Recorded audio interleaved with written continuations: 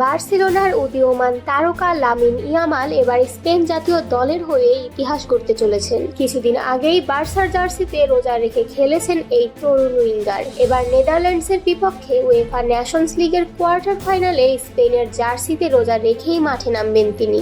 স্পেনের ফুটবল ইতিহাসে এই ঘটনা ঘটতে যাচ্ছে প্রথমবারের মতো। ট্রিবিউনার এক প্রতিবেদনে বলা হয়েছে, স্পেন জাতীয় দলে আগে অনেক মুসলিম ফুটবলার খেললেও রমজান মাসের প্রতি সম্মান জানিয়ে সাধারণত সে সময় কোনো আন্তর্জাতিক ম্যাচ রাখা হতো না। তবে এবার সেই ধারা বদলে যাচ্ছে, আর তাতেই নতুন ইতিহাসের সাক্ষী হতে চলেছেন ইয়ামাল।